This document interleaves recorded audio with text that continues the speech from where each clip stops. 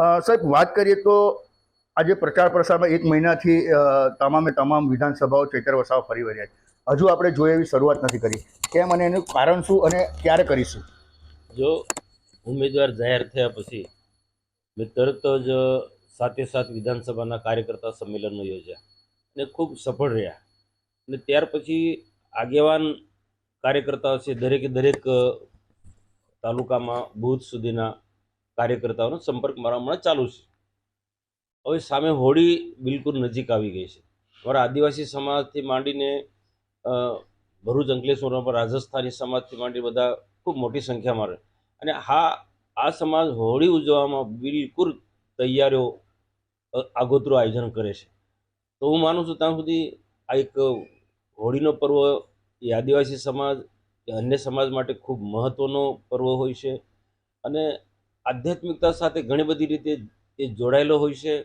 લોકો ખૂબ ઉત્સાહ અને ઉમંગથી હોળી ઉજવવા ની તૈયારી કરતા હોય. તો તેવા સમયે કાર્યકર્તા પણ અમારા એમાં જોડાયેલા હોય. તો પ્રજા કે અમારા કાર્યકર્તાને હમણાં ડિસ્ટર્બ કરવા માગતો નથી. મારી રીતને જે અનુકૂળ લાગે ત્યાં હું પ્રવાસ કરી લઉં છું. પણ જે હોળી પૂર્ણ થશે અને ધૂળેટીના બીજા કે ત્રીજા દિવસથી જ અને આદિવાસી એરિયામાં તો રંગ પાંચમ સુધી આદિવાસી વિસ્તારની અંદર ઘેરિયા બનવાનું થી માંડીને અનેક પ્રકારના આદિવાસી સમાજના વર્ષોથી ચાલતા પરંપરા મુજબ ઘણા બધા હોળીને લગતા કાર્યક્રમો હોય છે. તો રંગ પાંચમથી સંપૂર્ણ રીતના અમે ચૂંટણી પ્રચાર અમે જોરશોરથી કરીશું. અને આમ પણ અમારે ચૂંટણી હોય કે ના હોય, ભારતીય જનતા પાર્ટી પેજ પ્રમુખ બૂથ લેવલ સુધી ગયા છે અને શક્તિ કેન્દ્ર અને તાલુકા પંચાયત જિલ્લા પંચાયતનું આગોતરું અમારું આયોજન થઈ ચૂક્યું છે. લગભગ ગઈકાલે જે CR પાટીલ આવ્યા અને તેઓએ 5 લાખ નહીં પરંતુ હવે 6 લાખનું ટાર્ગેટ આપ્યો છે. કઈ રીતે?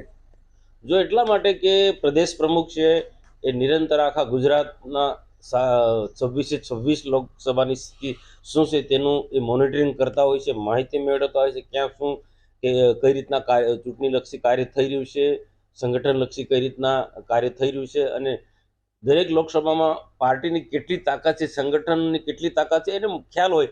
તો એને ધ્યાનમાં રાખીને એમને અભ્યાસપૂર્વક એને કહ્યું છે કે આ વખતે ભરૂચ લોકસભા 5 લાખથી નહીં, છોટાઉદેપુર પણ એમને વાત કરી, બંને લોકસભા 5 લાખથી નહીં 6 લાખ ઉપરના માર્જિનથી જીતવી છે. એને બહુ અભ્યાસપૂર્વક એમને વાત કરી છે. બિલકુલ, આ હતા સાંસદ મનસુખભાઈ વસાવા. ખાસ વાત કરીએ તો ટૂંક જ સમયમાં હવે હોળી આવવાની છે, ત્યારે કહી શકાય કે આદિવાસીઓની આસ્થા કહો કે શ્રદ્ધા, પરંતુ હોળી એ મુખ્ય તહેવાર ગણવામાં આવે છે. જેને કારણે જ આજે સાંસદ મનસુખ વસાવા પણ એક આદિવાસી હોય, હોળીને પણ માનતા હોય, તહેવારને મોટી સંખ્યામાં મોટા પાયે ઉજવતા હોય, એટલે જે એમનો પ્રચાર અને પ્રસાર છે એ પ્રચાર પ્રસાર હવે હોળી બાદ જ શરૂ કરશે એમ કહી રહ્યા છે. જે કમુહૂર્તમાં કોઈ બી કાર્ય આપણે કરીએ તો જે કમુહૂર્ત બાદ જ કરતા હોય છે, શુભ મુહૂર્તોમાં કરતા હોય છે. ત્યારે સાંસદ મનસુખ વસાવા પણ કહેવા મુજબ આ હોળી પછી જ પ્રચાર પ્રસાર કરાતા લગભગ 6 લાખથી વધુ મતોથી જીતવાનો એમને આશાવાદ વ્યક્ત કર્યો છે.